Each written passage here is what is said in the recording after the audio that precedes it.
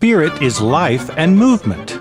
The Latin spiritus means breath, signifying the invisible, vital force of the body that keeps us alive and active.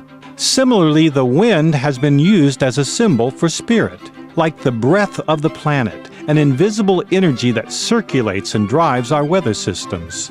We can only see its effects. Thus, the hallmark of spirit is movement.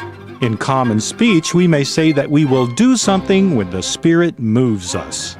In a religious context, being moved by the Spirit carries the connotation of being motivated by the divine, usually manifesting within the realm of purpose, meaning, and value.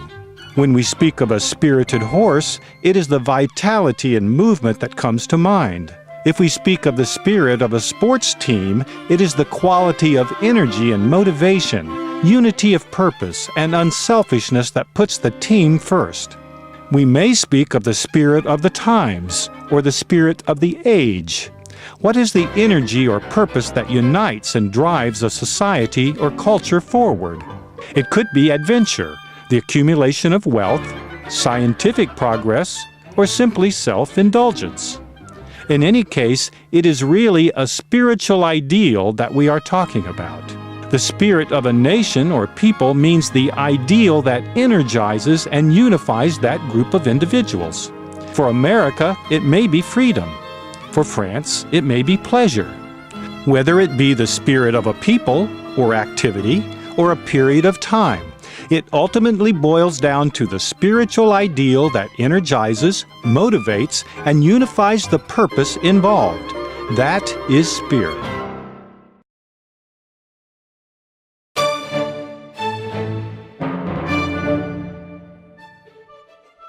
In the creation story that we have been exploring in this series of lessons, we begin in the realm of spirit, before the creation of the material universe. The Spirit of God moved and brought souls into being. When a material environment was required for the development of the souls, the Spirit of God moved and brought the physical universe into being in the mind of God. The creative force or creative energy called God is that impersonal aspect of spirit that moves and motivates. The Spirit is the first cause, the prime mover, the motivative influence in creation. The traditions of the indigenous peoples of the Americas speak of the Great Spirit or Creator of the world. In Hinduism, Brahman is the one supreme universal spirit manifesting as prana, the cosmic breath or vital air that is the source of life. In traditional Chinese culture, Qi is the life force or active principle of any living thing. The scriptures of the ancient Hebrews speak of the Holy Spirit of God, which has carried through into the other monotheistic religions of the Abrahamic tradition.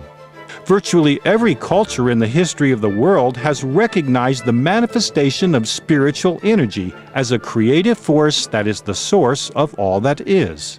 Even modern materialistic science recognizes that energy is matter and matter is energy, as physics has shown. All the various and diverse manifestations that we witness around us in the cosmos is an organization of energy into the forms that we recognize as stars, planets, and the wonders of nature. The Casey readings even speak of God as the low electrical vibration that is the basis of all life, the Spirit of God as the vital energy that animates the world.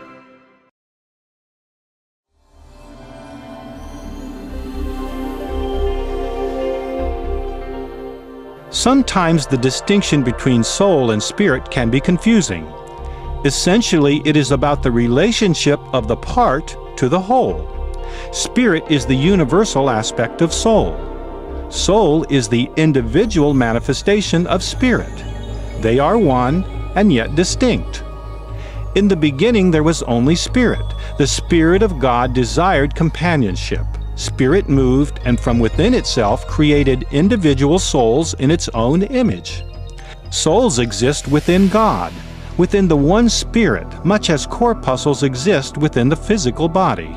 A blood cell is its own distinct entity with a permeable boundary or membrane that separates it from other blood cells and the rest of the body, and yet allows for exchange and interaction as part of the whole body. Similarly, the soul has its own unique identity and yet is part of the whole, part of the spiritual oneness called God.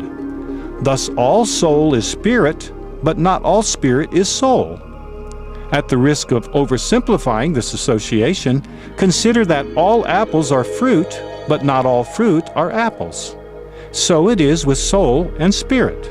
Even within the physical body of humans, the spirit and soul forces have their own unique expression. Spirit is the life force of the body that energizes and maintains the vitality of the system. It is impersonal as it is in all life forms. Soul is personal, with its own unique identity and agenda. It seeks its own expression through will and choice. Another common analogy used to explain the relationship of soul and spirit is the shape of a star with its body and individual points. Each point could be regarded as a soul that has pushed itself away from the center and yet is still connected to the whole. The push that creates the sense of apparent separation derives from will, the gift of the Creator to each individual soul, the gift that allows the unique expression and identity of each individual. The Spirit of God permeates the entire cosmos and is the source of all that is, including all the diverse and varied life forms around us. Souls find expression within this greater spiritual context that is God. Thus, we have the opportunity to know ourselves to be ourselves as unique individual souls, and yet part of the spiritual whole that is God.